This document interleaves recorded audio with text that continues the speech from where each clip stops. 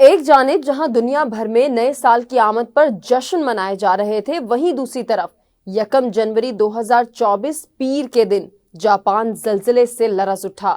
Japan کے محکمہ موسمیات JMA نے کہا ہے کہ وسطی جاپان میں صرف 90 منٹ کے دوران 21 زلزلے کے جھٹکے محسوس کیے گئے، جن کی شدت 4.0 یا اس سے زیادہ ریکارڈ کی گئی۔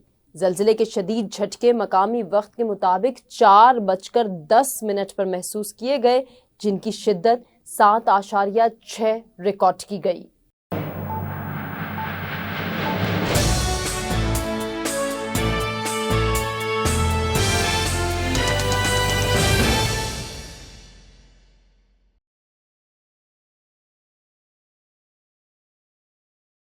السلام علیکم ناظرین، میں ہوں ہمار سنان اور آپ دیکھ رہے ہیں بٹوین دی لائنز۔ مقامی میڈیا رپورٹس میں کہا گیا ہے کہ سن 2011 کے بعد یہ پہلا موقع ہے جب جاپان کے شمال مشرقی علاقے میں زلزلے کے جھٹکے محسوس کیے گئے تھے، جس کے نتیجے میں 40 میٹر اونچی لہریں اٹھی تھی۔ زلزلے سے عمارتیں منہدم ہو گئیں، آگ لگ گئی اور مشرقی روس تک سونامی کے الرٹ جاری کر دیے گئے، جس سے رہائشیوں کو جاپان کے متاثرہ ساحلی علاقوں سے نکلنے کا حکم بھی دیا گیا۔ زلزلے کے بعد حکام نے جاپان کے مغربی ساحل کے رہائشیوں کو سونامی کی وارننگ جاری کی۔ سونامی کی وارننگ اس وقت جاری کی جاتی ہیں جب لہروں کی 3 میٹر 9.8 فٹ تک ہونے کی توقع کی جاتی ہے۔ جاپان نے NHK پبلک براڈ کاسٹر نے بتایا ہے کہ وجیما سٹی میں تقریباً 1.2 میٹر یعنی کہ 3.9 فٹ کی سونامی لہروں کی اطلاع ملی۔ ریاستہائے متحدہ کے جیولوجیکل سروے کے مطابق جس علاقے میں زلزلہ آیا تھا اس کے قریب کم از کم 31 چھوٹے آفٹر شاکس کی اطلاع بھی ملی۔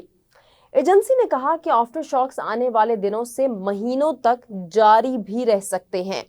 1 جنوری 2024 یعنی کہ پیر کو آنے والے زلزلے نے وسطی جاپان میں شاہراہوں کو ٹکڑے ٹکڑے کر دیا، عمارتیں منہدم ہو گئیں، آگ لگ گئی اور مواصلات میں خلل بھی پڑا۔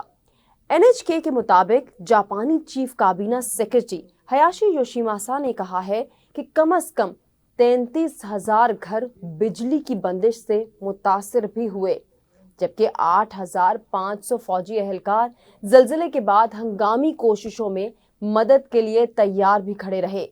جاپان میں نئے سال کے دن آنے والے زلزلے سے مرنے والوں کی تعداد اب تک 100 سے تجاوز کر گئی ہے، کیونکہ امدادی کارکن اور رہائشی لاشوں کو نکالنے کے لیے ملبے کو چھان رہے ہیں۔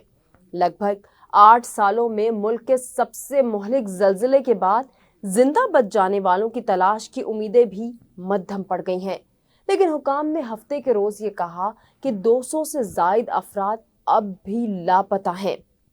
جاپان کے مغربی ساحل پر آنے والے 7.6 شدت کے زلزلے نے انفراسٹرکچر کو تباہ کر دیا ہے۔ ہوکوریکو کے علاقے میں 23,000 گھر بجلی سے محروم ہو گئے۔ کیوڈو خبر رساں ایجنسی نے اشیکاوا پریفیکچرل حکومت اور دیگر ذرائع کے حوالے سے رپورٹ کیا کہ ہفتے کو دوپہر 1 بجے تک وجیما شہر اور انامیزو قصبے میں مزید 16 ہلاکتوں کی تصدیق ہوئی، جس سے مجموعی تعداد 110 سے تجاوز کر گئی ہے۔ وجیما شہر میں سب سے زیادہ 59 اموات ریکارڈ کی گئی ہیں۔ ناظرین، یہاں آپ کو یہ بتائیں کہ جاپان میں سب سے زیادہ زلزلے کیوں آتے ہیں۔ اس کی وجہ یہ ہے کہ دنیا کی 4 ٹیکٹونک پلیٹیں جاپان میں ملتی ہیں، جو ملک کو خاص طور پر زلزلوں کا شکار بناتی ہیں۔ یہ ہر سال سینکڑوں جھٹکے محسوس کرتا ہے، لیکن زیادہ تر کو کوئی نقصان نہیں پہنچتا۔ گزشتہ ہفتے کی اگر بات کریں تو گزشتہ ہفتے کے زلزلے سے مرنے والوں کی تعداد 2016 کے بعد سب سے زیادہ بتائی جا رہی ہے، جب جنوب مغربی جاپان کے شہر کماموٹو میں آنے والے زلزلوں میں 276 افراد ہلاک ہوئے تھے۔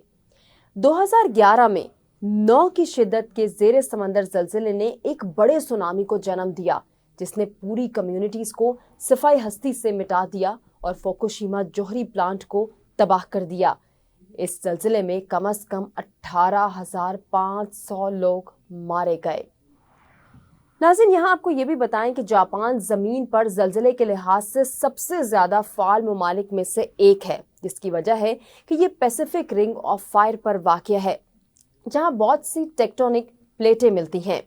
जलजलों के मुसलसल खतरे ने जापान को दुनिया के जदीद तरीन सुनामी वार्निंग सिस्टम में से एक तैयार करने पर मजबूर किया है। अब देखना यह है कि जापान, जो कि टेक्नोलॉजी की दुनिया का बादशाह है, जलजलों से महफूज रहने के लिए और कौन कौन सी नई इजादात करेगा।